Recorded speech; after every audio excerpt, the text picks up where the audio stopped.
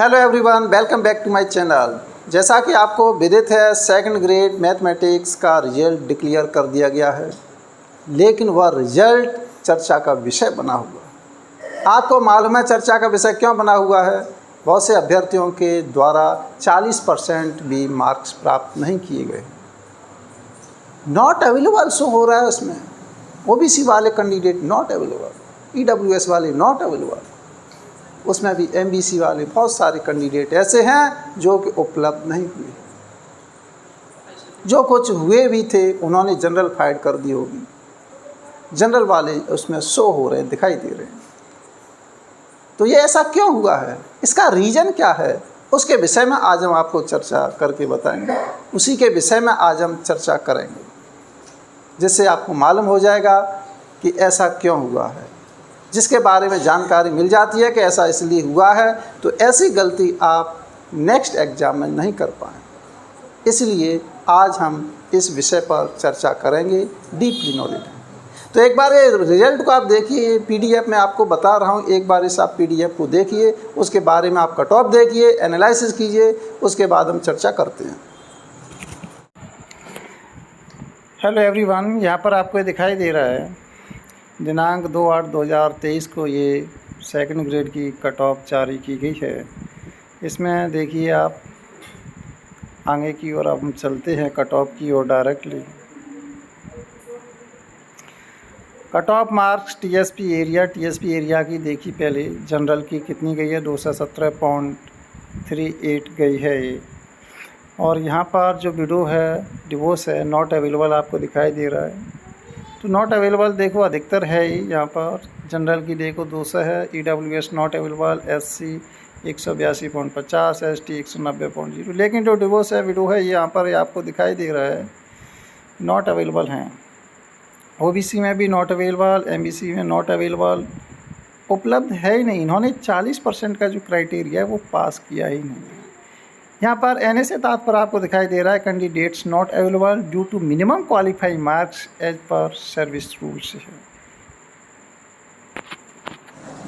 जैसा कि मैंने यहाँ पर ये बता दिया है कि नॉन टीएसपी एरिया की जो कट ऑफ है वो इस तरीके से है, और मैंने आपको जो पीडीएफ आपको बताई है, पीडीएफ में भी आपने ये कट ऑफ देख ली है, तो आपको ऑथेंटिकेट रूप से आपको मालूम हो गई कि कट ऑफ क्या रही है। उसमें से मैंने जनरल की कट ऑफ क्या रही है, और एससी की कट ऑफ क्या है, एसटी की क्या है। ओबीसी उनमें तो नॉट अवेलेबल है, उपलब्ध हुए ही नहीं है उसमें, यानी उन्होंने जनरल को फाइट कर दिया है कुछ जो थे वो, इसलिए ओबीसी में नॉट अवेलेबल यहाँ पर बोल रहा है, और एमबीसी में भी क्या है, नॉट अवेलेबल, शहरिया भी नॉट अवेलेबल। देखो, मैं डायरेक्ट मुद्दे की बात करता हूँ कि कट ऑफ तो आपने देख ही ली, लेकिन हम बात ये कर रहे हैं कि ऐसा क्यों हुआ है। ऐसा इसलिए हुआ है क्योंकि जो कुछ अभ्यर्थी हैं, कुछ कैंडिडेट हैं, उन्होंने फर्स्ट पेपर या फिर सेकंड पेपर 40% मार्क्स से ज़्यादा मार्क्स प्राप्त नहीं किए गए। फर्स्ट पेपर में रह गए या फिर सेकंड पेपर में रह गए या फिर दोनों में ही वो रह गए, ऐसे अभ्यर्थियों को क्वालिफाई नहीं किया गया है। अब हम बात करते हैं कि जैसे सबसे ज़्यादा स्टूडेंट यही बता रहे थे कि जो सेकंड पेपर था मैथमेटिक्स का सेकंड पेपर, तो सेकंड पेपर को टफ बता रहे थे। वास्तव में था, ऐसी बात नहीं है। कंपेयरली जितने भी एग्ज़ाम पहले हुए हैं सेकंड ग्रेड के मैथमेटिक्स के, उनके कंपेयर किया जाए तो ये जो पेपर हुआ था ये वाला टफ था। उसका रीज़न ये था कि जो ग्रेजुएशन वाले जो क्वेश्चन थे, ग्रेजुएशन वाला जो सिलेबस था, उसमें से क्वेश्चन ज़्यादा पूछे गए। आपको मैं एक बात बताना चाहता हूँ, मैथमेटिक्स में आपको डीपली नॉलेज अब रखनी ही पड़ेगी। पैटर्न बदलता जा रहा है, क्वेश्चन जो पुटअप किए जा रहे हैं, प्रश्नों का जो ट्रेंड है वो बदलता जा रहा है। अब ये हम आपको बता दें कि जो क्वेश्चन कैसे पूछे जा रहे हैं उस पर आपको विशेष ध्यान देना पड़ेगा। क्वेश्चन किस तरीके से आ रहे हैं। फैक्चुअल वाले क्वेश्चन तो लगभग ये समझ लीजिए कि बंद हो गए। अब कॉन्सेप्ट बेस पर क्वेश्चन आ रहे हैं, कॉन्सेप्चुअल क्वेश्चन आ रहे हैं। कॉन्सेप्चुअल क्वेश्चन को आप तभी सॉल्व कर पाएंगे जब आपको डीपली नॉलेज होगी, तभी आप उसे सॉल्व कर पाएंगे। इसलिए थ्योरी आपकी मेन है, थ्योरी को गहराई से आप पढ़िए। क्वेश्चन कहाँ से भी पुटअप हो सकता है, वो थ्योरी पर निर्भर करेगा। अगर जिसकी जड़ मजबूत है, थ्योरी मजबूत है, किसी भी टाइप का क्वेश्चन बन जाए उसे सॉल्व करने की वो क्षमता रखता है। तो हम इसकी बात करते हैं। सेकंड पेपर क्या है, अधिकतर अभ्यर्थियों से सेकंड पेपर में 40% मार्क्स नहीं प्राप्त किए हैं।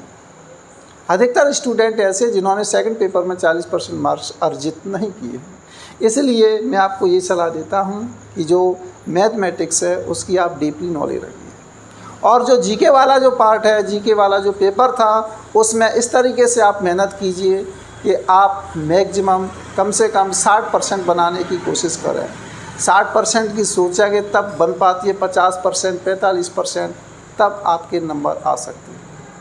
और इससे ज़्यादा की सोचो कोई बात नहीं है, लेकिन कम से कम 60% की तो आपको सोचना पड़ेगा।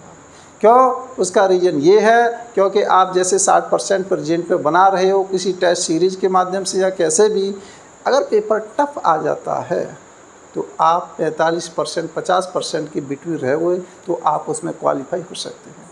टारगेट ज़्यादा का लेकर के आपको चलना है कि ऐसा नहीं कि हमें 40% मार्क्स प्राप्त करना है तो 45 का टारगेट ले लें या 50 का टारगेट ले लें। ऐसी भूल कतई मत करना, क्योंकि ये पेपर टफ पर भी निर्भर करता है। पेपर टफ आ जाएगा तो किस तरीके से आप मार्क्स प्राप्त करोगे। मैं तो और केवल आपको यही सलाह देता हूँ कि आपके पास टाइम है, अभी से आप तैयारी में लग जाइए और सिलेबस को कंप्लीट करने की कोशिश कीजिए। सिलेबस आपका कंप्लीट होगा तो आप मैक्सिमम क्वेश्चन कर पाएंगे। इस तरीके से पढ़ते हैं कि जैसे थोड़ा थोड़ा पढ़ लिया, थोड़ा थोड़ा पढ़ लिया, कि उस तरीके से आपको नहीं पढ़ना है। कुछ भी छूट ना जाए, कुछ भी रह ना जाए। जब आपके पास टाइम है, आपके पास भरपूर समय है, तो आप अच्छी तरीके से मेहनत कीजिए। तो ये जो स्थिति पैदा हुई है, ये जो चर्चा का विषय बना हुआ रिजल्ट, आप इस रिजल्ट को देख रहे हैं इस समय कि इसमें जो वेकेंट पोस्ट है वो भी अब खाली रह जाएंगी। अगर आपकी पहले से कोई प्लानिंग होती तो आप इसे क्वालिफाई ज़रूर कर जाते। दुख हो रहा होगा कि हम इतने नंबर से रह गए, हम इतने नंबर से रह गए, दुख तो होता ही है, ऐसी बात नहीं है। लेकिन अब आगे के लिए आप उसमें सुधार कीजिए। आप ऐसा कर सकते हो, जो कम नंबर से रह गया है तो ये समझ लो कोई छोटी बात नहीं है। आप उस एम तक पहुंचने ही वाले थे, तो इसलिए आप अब दोबारा से प्लानिंग बनाइए, पूरे नए जोश के साथ बनाइए, सिलेबस को पूरा लेकर के चलिए और आप ठान लो कि आपको नेक्स्ट भर्ती में ये एग्ज़ाम क्लियर करके दिखाना है। इनका तो काम हो गया, इन्होंने ये जो फाइट कर दिया कि इतने नंबर लेकर के आए हैं, तो इनका तो सिलेक्शन श्योर है। कितनी वेकेंट पोस्ट थी आपको मैं बता दूं, ऑथेंटिकेट। आप एक बार इस पीडीएफ को दोबारा से देख लीजिए कि वेकेंट पोस्ट कितनी थी सेकंड ग्रेड की, और उसमें से कितने सेलेक्ट हुए हैं। सेलेक्ट का मतलब है 40% मार्क्स कितने ज़्यादा प्राप्त किए हैं, 40% से अबव कितने अभ्यर्थियों ने नंबर प्राप्त किए हैं, वो आप इसमें देख लीजिए। एक बार देखिए और टोटल कितने हैं इसमें, टोटल वेकेंट पोस्ट कितनी थी वो आप देख लीजिए।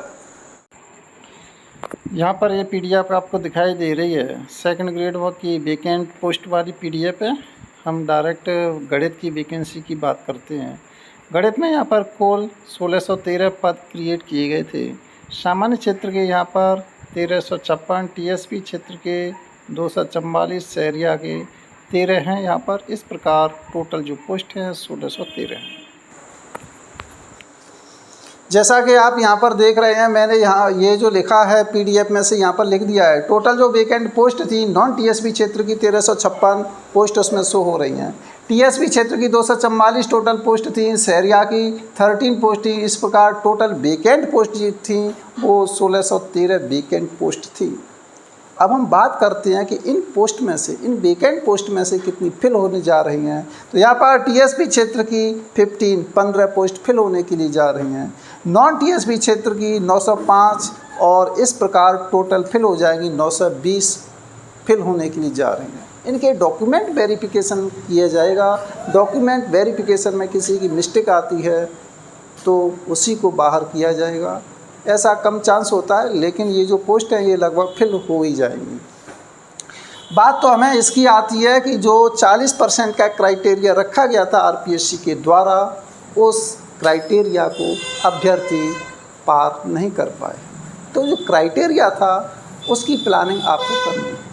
किस तरीके से फर्स्ट पेपर और सेकंड पेपर में आपको 40% से अधिक नंबर आपको प्राप्त करने हैं, उस पर प्लानिंग की जानी चाहिए। ये सोचना चाहिए, सोचने का विषय है ये। यहाँ पर जो वेकेंट पोस्ट आपको दिखाई दे रही हैं वो वाली बात है। हाँ, एक बात और आपको हम बता दें कि जो मैथमेटिक्स वाला जो पार्ट है, सेकंड पेपर की हम बात कर लें। सेकंड पेपर में जो कठिन टॉपिक हैं, कठिन टॉपिक से रिलेटेड मैं कुछ वीडियो आपको यूट्यूब पर निःशुल्क अवेलेबल करा दूंगा आपको। तो इसलिए आपको निःशुल्क पढ़ना है, कुछ महत्वपूर्ण टॉपिक आपको देखने हैं, तो आप मेरे चैनल को सब्सक्राइब ज़रूर कर लें। आपको बहुत बड़ा बेनिफिट होगा, मैं आपको ये विश्वास दिलाता हूँ। मेरे चैनल को आप शेयर करें, सब्सक्राइब करें। Thank you for watching. मिलती है नेक्स्ट वीडियो में।